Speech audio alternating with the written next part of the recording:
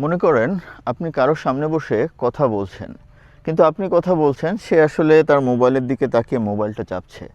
আপনি দুইটা কথা বলার পরে সে একটু হা হু করে রিপ্লাই দিচ্ছে। এটার মানে কি জানেন? এটার মানে হচ্ছে তার আসলে আপনার কাছে কোনো স্বার্থ নাই বা ধান্দা নাই, সোজা বাংলায়, যে কারণে আপনার উপর সে কনসেন্ট্রেটেড না। বর্তমান দুনিয়াতে কোনো সম্পর্কই স্বার্থ ছাড়া তৈরি হয় না। প্রত্যেকটা সম্পর্কের পেছনেই একটা স্বার্থ জড়িত থাকে। আর আজকে আপনাদের সামনে এমন একটা সম্পর্কের গল্প বলবো, একটু ডিফারেন্ট সম্পর্কটা। চলেন তাহলে এই সম্পর্কের গল্পটা আপনাদের সামনে প্রেজেন্ট করি।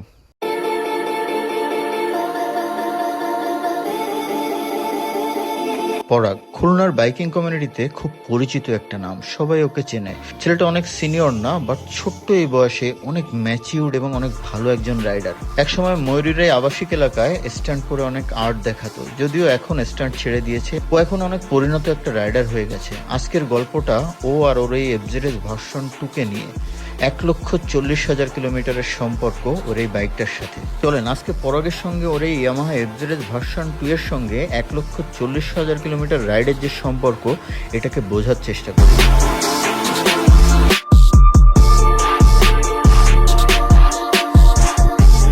ওকে, পরাগের ছোট্ট একটা ইন্ট্রোডাকশন দিলাম, ওর স্কিল ও টুকটাক ভিডিওতে দেখলেন। এখন পরাগকে একটু ডাকি। পরাগ প্লিজ। ভাই হ্যাঁ, কেমন আছো? ভালো আছি। যদিও প্রত্যেকদিন দেখা হয়, আজকে একটু আনুষ্ঠানিকতা হচ্ছে। হোয়াটএভার, ও দেখতে শুনতে ছোটোখাটো, বাট ছোটো মরিচের ঝাল বেশি, যেটা ওর ক্ষেত্রে আমি সবসময় বলি। কারণ ও অনেক ম্যাচিউরড এবং অনেক স্কিল্ড একজন রাইডার। যদিও বয়স অনেক বেশি না, আবার একেবারে দেখতে যেরকম ভাবছেন নট দ্যাট অনেক ইয়ং সেটাও না, বাট এইজ অনুযায়ী ও অনেক একটা ম্যাচিউরড রাইডার। পরাগ, আজকে তো আমরা যে কারণে এখানে আসছি, বেসিক্যালি তোমার এই বাইকের গল্প শুনবো এই জন্য যে এই এফজেডএস ভার্সন 2 এটা কত কিলোমিটার আজকে পর্যন্ত হলো? এখন পর্যন্ত 1,40,000 প্লাস। 1,40,000 প্লাস। ওকে, এইটার আমরা তো মিটার একটা চেঞ্জ করছিলাম, পিটিআই মোড থেকে নিছিলাম, মনে আছে? ওই আগের মিটারে কত ছিল? ওটা ছিল 98,000। 98,000 ছিল। ওকে, ওই যে বোধহয় পানি টানি ঢুকছিল বা কিছু একটা হয়ে শিববাড়ি মোড়ে আমরা ঠেলে নিয়ে গেলাম। ওকে, আচ্ছা, আগের মিটারে ছিল 98, আর এই মিটারে কত হয়েছে? এখন মনে হয় আপনার 35,000 সামথিং, আর হলো মিটার ছাড়াই আপনার প্রায় মিটার ছাড়া তো তুমি বেশ কয়েকদিন চলছে। জি ভাই, 7,000 কিলোর মতন, মানে টোটাল 1,40,000 প্লাস হয়ে গেছে। ওকে, এই বাইকটা কবে কিনছিলা তুমি? এটা হলো আপনার 2017 এপ্রিলে 17 2017 সরি 18তে 2018 এপ্রিলে কিনছিলাম। এটা তো সিঙ্গেল ডিস্ক ভার্সন, তখন তো সিঙ্গেল ডিস্ক ভার্সনই ছিল। আচ্ছা, এই এত বছর হয়ে গেল, এত বছরে 1,40,000 কিলো চালাইলা, তাই তো?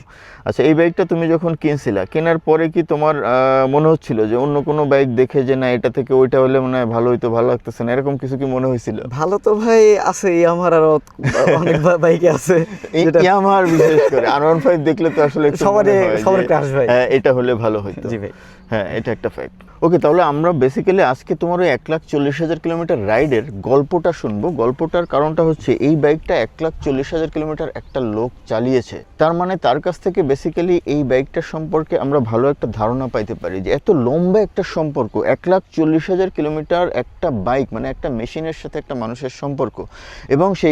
এবং যেখানে বাইকটা হচ্ছে ইয়ামাহা এফজেডএস ভার্সন 2, এটা নিয়ে কিন্তু অনেকে পাওয়ার রিলেটেড অনেক ইস্যু রেইজ করেন, বাট এই পাওয়ার কন্ট্রোভার্সি সত্ত্বেও এই লম্বা যে সম্পর্ক বা কানেকশন মানুষের সাথে এই মেশিনের, এই কানেকশনটার পেছনে আসলে ম্যাজিকটা কি, এই ম্যাজিকটা আজকে আমরা পরাগের কাছ থেকে জানার চেষ্টা করব।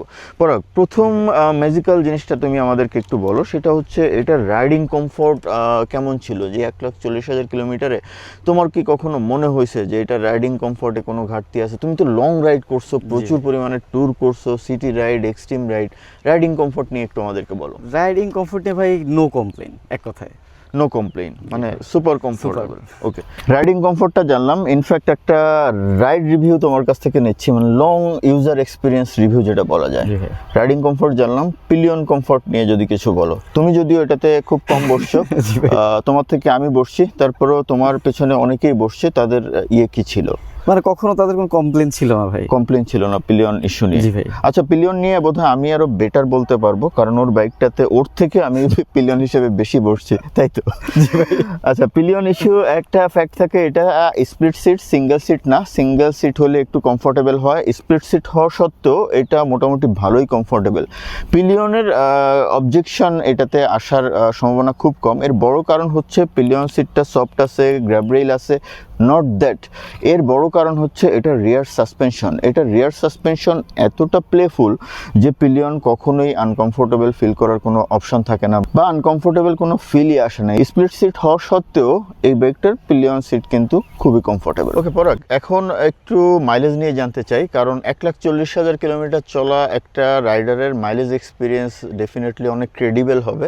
মাইলেজ নিয়ে একটু কিছু বলো। সিটি হাইওয়ে রাইড, তোমার স্পিডিং টেন্ডেন্সি, কেমন আরপিএম এ রাইড করো, ফুয়েল নিয়ে, এগুলো নিয়ে একটু ইন শর্ট আমাদেরকে বলো। ভাই মাইলেজ নিয়ে কোনো কমপ্লেন নেই।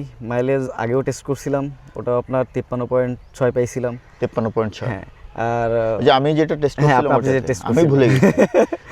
আর এরপরে আর মাপা হয় নাই, কিন্তু আমি একটা মেজারমেন্ট তো হয়ে যায় ভাই বাইকের। লম্বা সময় ইউজ করো, তোমার মেজারমেন্ট অ্যাকিউরেট হওয়ার পসিবিলিটি অনেক বেশি। জি ভাই, তা মোটামুটি ওটা দেখি 50 আপই থাকে অলওয়েজ।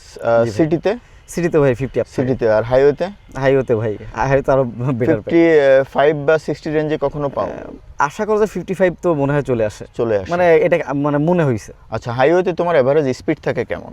হাইওয়েতে নর্মালি যখন থাকি দেখাচ্ছে যদি সোলো যাই তখন দেখাচ্ছে 90, 95, 100। 90-95 মানে এভারেজ এই রেঞ্জে রাইড করো ফাঁকা থাকলে। আর হলো তো, আর তুমি যতটুকু জানি তুমি স্পিডিং করলেও আমি দুশ্চিন্তা করি না, কারণ হচ্ছে তুমি জানো কখন থামতে হবে।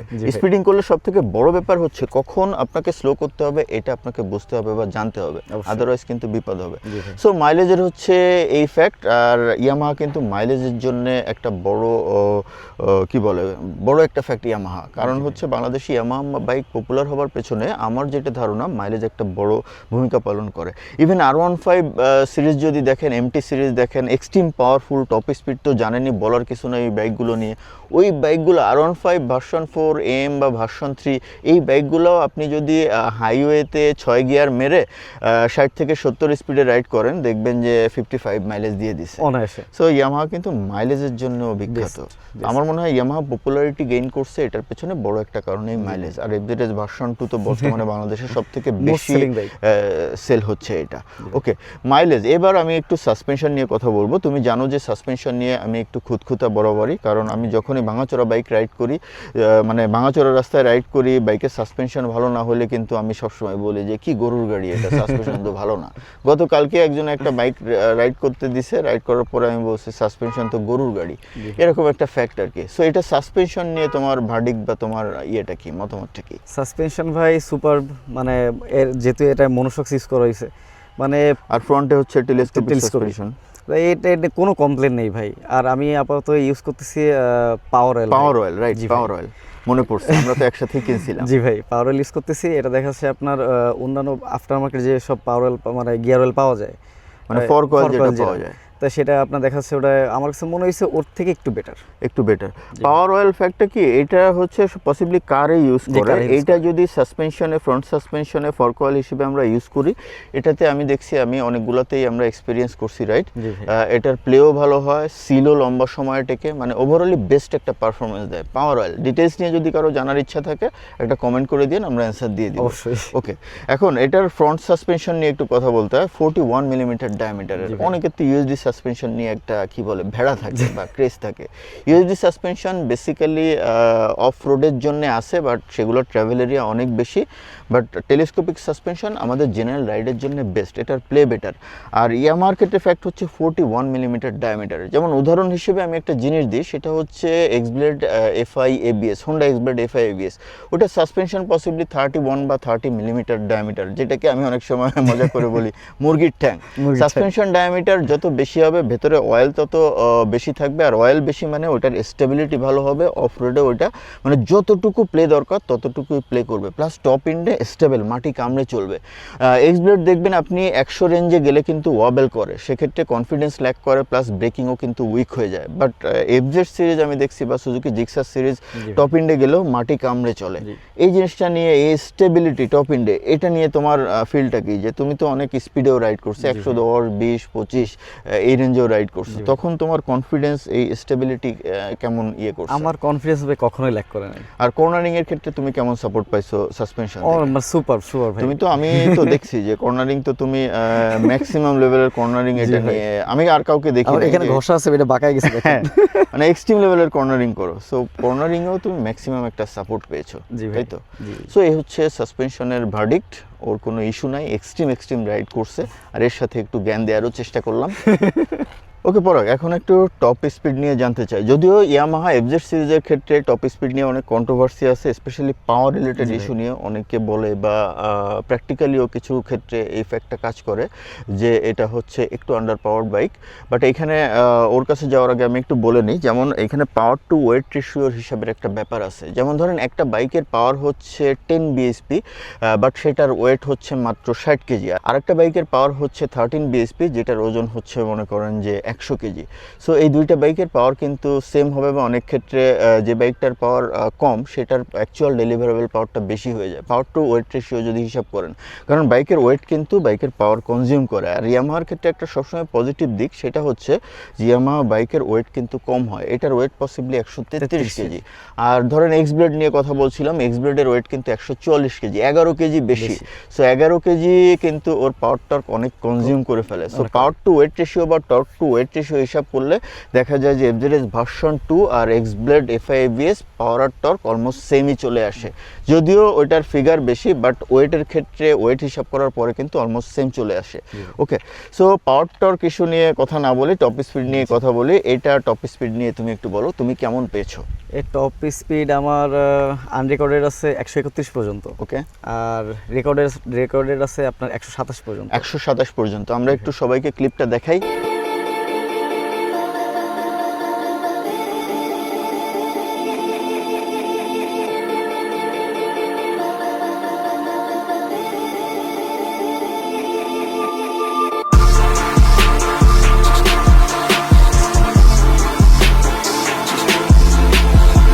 ওকে, টপ স্পিডের ক্লিপটা তো দেখাইলাম।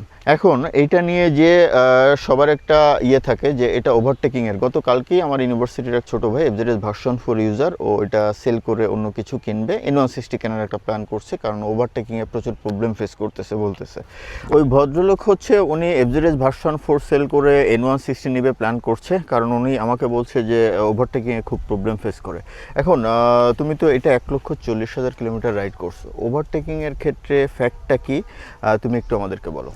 ওভারটেকিং এর ক্ষেত্রে ভাই সবচেয়ে বড় ফ্যাক্ট হলো আপনার ক্যালকুলেশন, যে আপনি কত স্পিডে আছেন, আপনার বাইকের পারফরমেন্স যে সেটা ঠিক আছে কিনা, বা আপনি একটু লং টাইম ইউজ করলে আপনার এক্সপিরিয়েন্স হয়ে যাবে যে আমি ওইখান থেকে মানে যাইতে পারবো, কি ওভারটেক করতে পারবো, কি আমার পাওয়ার কেমন আছে, মানে সব কিছু আপনি নিজের উপর ডিপেন্ড করে ভাই এখানে। এক্স্যাক্টলি, মানে ওভারটেকিং বেসিক্যালি ডিপেন্ড করে হচ্ছে একজন রাইডারের স্কিলের উপর, তার ম্যাচুরিটির উপর, প্লাস তার ক্যালকুলেশনের উপর। এটা কিন্তু অনেক বড় একটা কথা বলছে, কারণ আপনার ক্যালকুলেশনটা থাকতে হবে যে এই জায়গা থেকে আমার বাইকের ক্যাপাসিটি বা সিচুয়েশন সব কিছু মিলিয়ে আমি বেরো যেতে পারবো কিনা।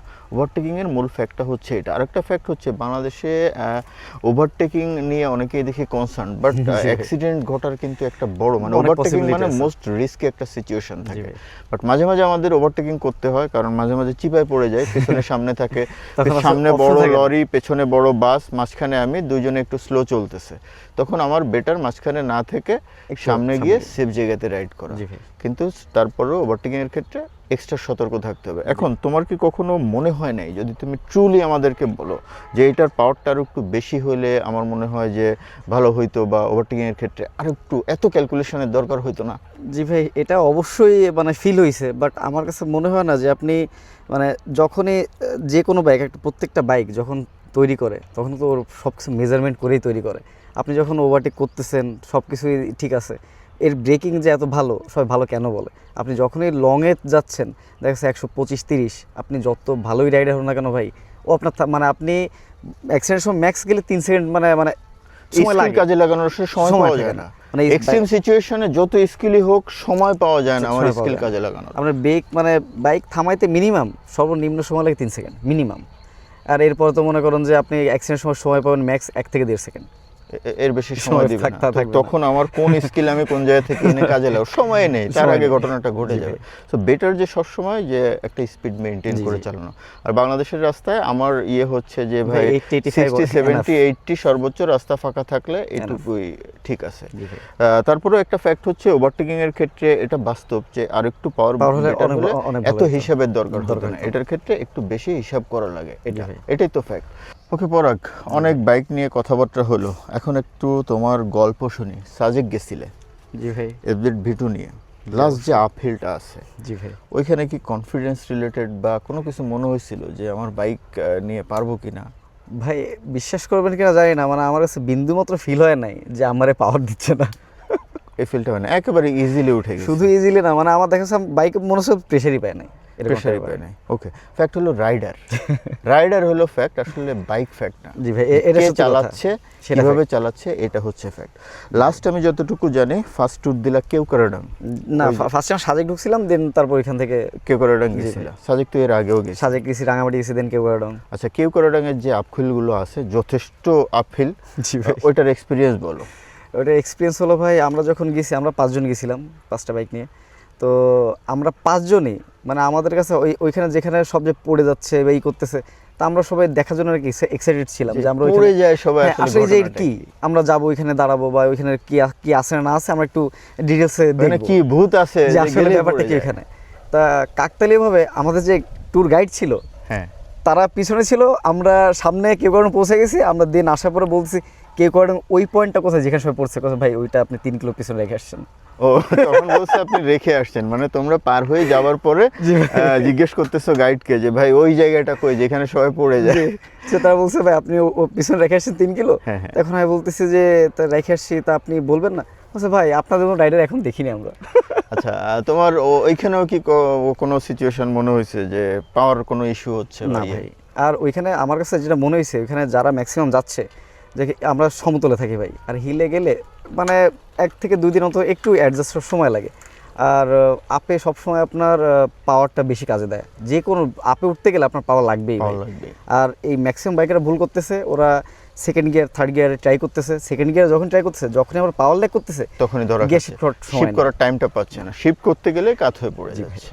ম্যাক্সিমাম বাইকার এটা করতেছে। আর আরেকটা ভুল করতেছে, ওরা ক্লাস ধরতেছে। ওখানে ক্লাস ধরার কোনো অপশন নেই, ক্লাস ধরলে বাইক ফ্রি হয়ে যাচ্ছে। আর ক্লাস ছেড়ে দিলে পরে ওই পাওয়ার গেইন করতে তো আর পারবে না, ওই মোশন যে স্পিডের একটা ফ্যাক্ট থাকে ওইটা থাকতেছে না।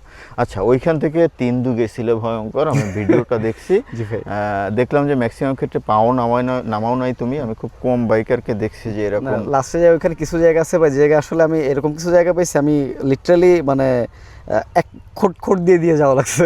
হ্যাঁ, আমি দেখছিলাম যে তুমি এমন জায়গা দিয়ে দেখলাম যে ইজিলি চলে গেছো। আমি তোমাকে এখন বলতেছি, আমি সারপ্রাইজড হয়েছি যে এইসব জায়গায় হ্যাঁ ইজিলি যাওয়া যায়, কিন্তু সবাই একটু টেনশনে থাকে যে পড়ে যাব এরকম, পা নামায় আস্তে আস্তে যাইতে। আর ওইটা ভাই অন্যান্য জায়গার তুলনায় ওইটা বেশ খারাপ, আর ওইখানে অনেক স্লিপারি। ওইখানে কি তোমার পাওয়ার রিলেটেড কোনো ফিল হয়েছে? না ভাই, ওইখানে যাও আমার এই কথাটা না বললেই নয়। নামার সময় আমার ওইখানে হলো আপনার 300 মিটারের মতো একটা জায়গা, বেশ মানে এক্সট্রিম ভাঙা, ঢাল প্লাস ভাঙা। ওইখানটায় মানে একটু যেহেতু নতুন গেছি ভাই, আগে কখনো যাইনি, তো একটু সাবধানতা অবলম্বন করছি। তা মোটামুটি আমাদের নামতে সময় লাগছিল 4 মিনিটের মতো। তাই এবার ওখানে আবার যেহেতু আরেকটা বাইকার আসছিল, ওখানে কিছুক্ষণ ওখানে ওয়েট করা লাগছিল। আর ওঠার সময় আমার 1.5 মিনিটের ভিতরে উঠে গেছি, মানে এক পিক আপে একবারে উঠে গেছি। সেই হচ্ছে ফ্যাক্ট। যারা মনে করেন যে পাওয়ার নাই, এটা করা যাবে না, ওইটা করা যাবে না, এর সাথে সাথে একটা উদাহরণ দিই। রিসেন্টলি ফেসবুকে বেশ কয়েকটা ভিডিও আমি দেখতেছিলাম, সেটা হচ্ছে 100 সিসি বাইক পিলিয়ন নিয়ে পাহাড়িরা 100 সিসি বাইক পিলিয়ন ভাই অনায়াসে উঠে যাচ্ছে। সংসাং পাড়া না কি বলে, জি, কেউক্রাডাং জি, তো জি। আছেই, অনায়াসে পিলিয়ন নিয়ে এরা পার হয়ে যাচ্ছে, আর আমরা 300 সিসি নিয়ে পাচ্ছি না। আসলে ফ্যাক্টটা হলো বাইকার 100 সিসি নিয়েও বাংলাদেশের প্রত্যেকটা আপিলে ক্লাইম করা সম্ভব। ফ্যাক্টটা হলো ওরা অভ্যস্ত আর ওদের স্কিলটা অনেক অনেক ডেভেলপ। ডেভেলপ। সো মূল ফ্যাক্ট হচ্ছে এখানে বাইক বা বাইকের পাওয়ার না, আপনার বাইকের যে পাওয়ার আছে ওই পাওয়ার দিয়ে আপনি প্রত্যেকটা জায়গায় যাইতে পারবেন, ক্লাইম করতে পারবেন। জি। এখন পারবেন কিনা সেটা ডিপেন্ড করবে আপনার উপর। আপনি যদি স্কিলড হন তাহলে পারবেন, স্কিল না হলেও পারবেন, সেক্ষেত্রে আপনার একটু ট্রায়াল দিয়ে অভ্যস্ত হইতে হবে বা একটু এক্সপিরিয়েন্স নেওয়া লাগবে, এই হচ্ছে ফ্যাক্ট। এটা বাট সবার পক্ষে এটা পসিবল, এই তো। ওকে, আমরা অনেক কিছুই পরাগের কাছ থেকে জেনে ফেলছি, ট্রাভেল এক্সপিরিয়েন্স জেনে ফেললাম। আমার মনে হয় যে অনেকেরই কাজে দিবে এটা, স্পেশালি ডিসিশন মেকিংয়ে যারা পাওয়ার করেন, ওভারটেক এই টাইপের ব্যাপার নিয়ে চিন্তা করেন আর কি, তাদের জন্য একটা গাইডলাইন্স হিসেবে পরাগ কাজ করবে। আর ওর ডিটেলসও আমি ডেসক্রিপশনে দিয়ে দিব, যে কেউ চাইলে ওর সাথে কথা বলে নিতে পারেন যে অবশ্যই। কিভাবে এত লম্বা সময় একটা বাইক থেকে ভালো পারফরমেন্স আপনারা পাবেন। ওর থেকে ভালো আমার মনে হয় না যে কেউ বলতে পারবে। পরাগ, এটার মেইনটেনেন্স কস্ট নিয়ে একটু বলো, যে মেইনটেনেন্সে কেমন কস্ট হয়? লাস্ট সার্ভিস কবে করিয়েছিলে? লাস্ট সার্ভিস ট্যুরের আগেই। ট্যুরের আগে কত টাকা খরচ হয়েছিল? ওটাই মোটামুটি আমি একটু খরচ করছিলাম, কজ আমার পিস্টন চেঞ্জ করা লাগছিল পিস্টনটা চেঞ্জ করছি এই 1,30,000। 1,30,000-এ গিয়ে পিস্টন চেঞ্জ করছি। ভাই। হিউজ একটা ব্যাপার, হিউজ huge। সময়, হিউজ মানে 1,30,000 ওই সার্ভিসে কেমন কষ্ট হয়েছিল তোমার? ওটাই আমার টোটাল গেছিল 10,000 টাকা। 10,000 যেহেতু টাকার মতো। মানে পিস্টন আছে, পিস্টন মাস্টার চেঞ্জ সিলিন্ডার আছে, করছিল, মাস্টার সিলিন্ডার চেঞ্জ আরো করছো। কিছু আনুষঙ্গিক আর ব্যাপার জেনারেল তোমার এটার মেইনটেনেন্স কস্ট, পার্টসপাতির অ্যাভেলেবিলিটি, দাম, এগুলো আসলে এগুলো নিয়ে একটু আমাদেরকে বলো। সার্ভিসিং কস্ট মানে খুবই মিনিমাম। আর আমি যেখান থেকে কাজ করাই ওখানে ও বেশ কমই রাখে বলা যায়, মানে 1500 টাকা মাস্টার সার্ভিস ভাই, এটা হিউজ না, 1500 টাকায় হয়ে যায়। হ্যাঁ। আর হলো মানে তিনটা জিনিস আমি মানে সবচেয়ে বেশি চেঞ্জ করি, এটা হলো আপনার ইঞ্জিন অয়েল ফিল্টার আর এয়ার ফিল্টার। এয়ার ফিল্টার, এই তিনটা জিনিস হলো আপনার ইঞ্জিন ভালো রাখার জন্য সবচেয়ে বেশি কাজে দেয় আমার কাছে একটা feel বাইক হয়েছে। থেকে লংজিভিটি পাইতে গেলে এইটা হচ্ছে basic. Engine oil regular change করতে হবে টাইমলি, আর এয়ার ফিল্টার চেঞ্জ করতে হবে, অয়েল ফিল্টার চেঞ্জ করতে হবে। এয়ার ফিল্টার যদি চেঞ্জ না করে ভাই, তাহলে দেখা যাচ্ছে একটু ওয়াশ করে দেখা যাচ্ছে ওটা আপনার 8,000-10,000 কিলো পর্যন্ত চালানো যায়। কিন্তু আমি ম্যাক্সিমাম সময় দেখা যাচ্ছে একবার হলো আপনার করি, ওয়াশ করি, মানে আর পরের বার গিয়ে চেঞ্জ পরের বার করতে। change। সো একটা ভালো টিপস আমরা জানলাম পরাগের কাছ থেকে, যে একটা বাইক থেকে লম্বা সময় কিভাবে ভালো পারফরমেন্স পাবেন, বা লম্বা সময় একটা বাইক কিভাবে টিকবে, তাই জি তো। ভাই। আর পার্টস পাতি তো অ্যাভেলেবেল, আমরা সবকিছু তো জানি, অ্যাভেলেবেল, আর দাম ভাই খুব একটা বেশি না, খুবই রিজনেবল, মানে Reasonable। মিনিমাম কস্টে বাইকটা তুমি মেনটেন জি করতে পারছো। আর বড় ব্যাপার হচ্ছে মেনটেনেন্স কস্টের বড় একটা ইস্যু থাকে হচ্ছে তোমার মাইলেজ তো জানলেনই, ম্যাক্সিমাম লেভেলের একটা মাইলেজ Mileage। পাওয়া যায়, মানে অনেক 125 সিসি বাইকের মাইলেজ এটার মাইলেজ সেম। যদিও অনেকে একটা ফ্যাক্ট আছে যে পাওয়ারও তো অনেক বেশি না, বাট বাইকটার ওয়েটও কিন্তু কম, এটাও বুঝতে হবে। পাওয়ার একেবারে কম সেটাও কিন্তু না। আপনি যদি পারেন তাহলে এই বাইক নিয়ে সারা বাংলাদেশ জয় করতে পারবেন, আর যদি নিঃসন্দেহে। না পারেন 300 সিসি নিয়েও আপনার জন্য কঠিন হয়ে যাবে, জি তাই ভাই। তো। আচ্ছা, লাস্ট আরেকটা বিষয় নিয়ে বলা হয় নাই, সেটা হচ্ছে, বা তোমাকে কোশ্চেন করার প্ল্যান ছিল, সেটা হচ্ছে ইঞ্জিন অয়েল তুমি কোনটা ইউজ করো, মিনারেল, সেমি সিনথেটিক না সিনথেটিক? আমি এখন সিনথেটিক ইউজ করি ভাই। ফুল সিনথেটিক জি, ইউজ full করছো, ওকে। এখন অনেকেই দেখা যায় যে মিনারেল ইউজ করে বা বিভিন্ন সেমি সিনথেটিকে যায়, সেক্ষেত্রে তোমার ইয়েটা কি, মানে এটা আমার ব্যাপার ছিল কি ভাই, আমি একটা রেশিও হিসাব করে চালাইছি, এটা প্রথম 10,000 কিলো পর্যন্ত মিনারেল চালাইছি, এরপরে 10,000 কিলো পর্যন্ত আপনার সেমি সিনথেটিক চালাইছি, আর পর 20,000-এর পর থেকে ভাই মানে ফুল সিনথেটিক এখন পর্যন্ত চলছে। একটা সিনথেটিক দিয়ে তুমি এভারেজ কত কিলোমিটার চালাও? আমি নর্মালি চালাই আপনার, ওরা কোম্পানি রিকমেন্ড করে 3,000, 3,500 বা অন্যান্য অনেক ব্র্যান্ড আছে 4,000 পর্যন্ত রিকমেন্ড করে। হ্যাঁ। তো আমি দেখছি যে আপনার চালাইলে চালানো যায়, সমস্যা নেই, কিন্তু আমি 2200 থেকে 2500 ভিতরে মোটামুটি ড্রেন দিই। 2200 থেকে 2500 তো ড্রেন দেওয়া। সো এভারেজ দেখা যায় কি যে সিনথেটিক অয়েল দিলে পারফরমেন্সটাও ম্যাক্সিমাম পাওয়া যায়, প্লাস Maximum পাওয়া কস্টও কিন্তু খুব বেশি হয় তা না। কারণ অনেকে চিন্তা করে মিনারেল কিনবো 700 দিয়ে, সিনথেটিক কিনবো 1200 দিয়ে, বাট মিনারেল দিয়ে আপনি চালাবেন 1000, আর সিনথেটিক দিয়ে আপনি 2000 থেকে 3000 বা 3500ও চালানো যায়। সেক্ষেত্রে কিন্তু কস্টটা প্রায় সেমই চলে আসে, আর এর অপোজিটে পারফরমেন্সটা পাওয়া যায় ম্যাক্সিমাম। লাস্টেরটা ভাই আপনার 3500 কিলো চালাইছি, 3500 কিলো কোনো ইস্যু হয় নাই। কোনো ইস্যু হয় হয় না। সো এটা কিন্তু একটা ফ্যাক্ট। আর যে কোনো বাইকের ক্ষেত্রে স্পেশালি 150 সিসির ক্ষেত্রে আমার একটা সাজেশন থাকে যে আপনার যদি ফাইন্যান্সিয়াল ইস্যু না থাকে যে অলওয়েজ ইউজ সিনথেটিক একটা বাইকের যে কোনো বয়সে যে কোনো সিচুয়েশনে ম্যাক্সিমাম পারফরমেন্স দিবে হচ্ছে সিনথেটিক অয়েল। সো এই হচ্ছে ফ্যাক্ট। এখন তুমি তো অনেক কিছু শেয়ার করলে, আর রিকমেন্ডেশনের ব্যাপারে তো আর তোমাকে জিজ্ঞেস করছি না এই বাইকটা রিকমেন্ড করবা কিনা। একটা জিনিস জিজ্ঞেস করতে চাই, আর কত কিলোমিটার চালাবা এই বাইকটা? ভাই এটা মানে চালাবো যতদিন বাইচে আছে। এই বাইকটা কি বেচবা না? She is not for sale ভাই। She is not for sale, মানে তুমি অন্য বাইক কিনলো, এই বাইকটা তুমি রেখে দিবা? অবশ্যই ভাই, definitely. This is not only dedication, obsession, whatever you say, মানে একটা বাইকের উপর একটা লোক কতটুকু স্যাটিসফাইড হলে সে বলতে পারে যে she is not for sell. So এই হচ্ছে ফ্যাক্ট। আমি চেষ্টা করলাম আপনাদেরকে পরাগের মাধ্যমে একটা বাইকের লং একটা রাইড এক্সপিরিয়েন্স শেয়ার করে, যে একটা বাইক আসলে কিভাবে, অনেক কিছু চেষ্টা করলাম বোঝানোর, যে মেনটেনেন্স কিভাবে করবেন, প্লাস একটা বাইক থেকে আসলে আমরা যে যে বিষয়ে কনফিউশন থাকে এই বাইক নিয়ে, বিশেষ করে এফজেড নিয়ে, পাওয়ার টাওয়ার, হাবিজাবি নিয়ে অনেক কন্ট্রোভার্সি, অনেক ইস্যু আছে, এগুলো ক্লারিফাই করার চেষ্টা করলাম। আমি জাস্ট ট্রাই করলাম যে রিয়েলিটি আপনাদের সামনে প্রেজেন্ট করার। এই হচ্ছে ফ্যাক্ট। তাহলে আজকের মতো রাখি, দেখা হচ্ছে অন্য কোনো ভিডিওতে, অন্য কোনো ব্লগে। পরাগটাটা দিয়ে দাও। চলা।